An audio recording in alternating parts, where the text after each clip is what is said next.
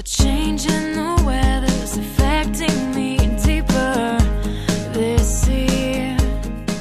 Je pense qu'on ne dit pas de la même manière cash is king. Je pense qu'aujourd'hui, la formule serait plutôt de dire cash is super king, voire même cash is emperor, dans la mesure où si on ne veut pas être liquidé, il faut être absolument liquide et par conséquent prendre toutes les précautions pour justement protéger son activité en ayant pris soin de mettre en place les financements à court, moyen et long terme permettant cette sécurité. Au sein de la FTE, depuis plusieurs années, nous menons en collaboration avec un grand cabinet de recrutement de la place des études qui nous permettent de suivre justement l'évolution du trésorier en termes d'âge, de formation, voire même de rémunération. Ce que l'on constate à l'issue de l'enquête 2011, c'est que la profession de trésorier est une profession essentiellement masculine. 73% des trésoriers sont aujourd'hui des hommes. La moyenne d'âge est de 42 ans.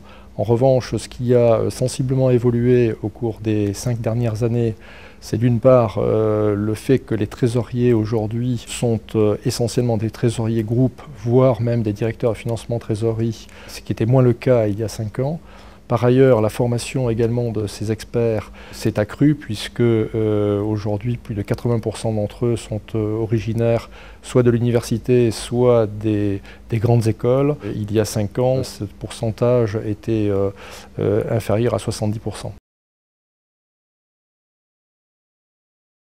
Le premier, c'est la notion de cash.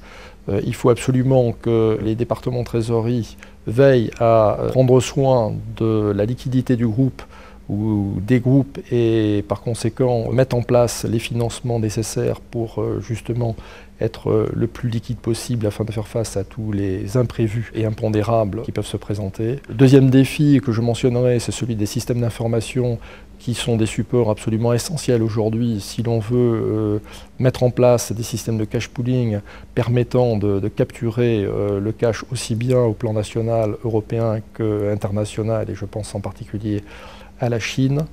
Et le troisième défi que je citerai est celui relatif au contrôle, dans la mesure où un certain nombre d'événements ont montré que les trésoriers et les directions financières devaient par exemple prendre en compte le risque de contrepartie, qui était un risque plutôt théorique il y a encore quelques années et qui s'est largement concrétisé, que ce soit suite à la faillite de Lehman ou à la disparition de Dexia.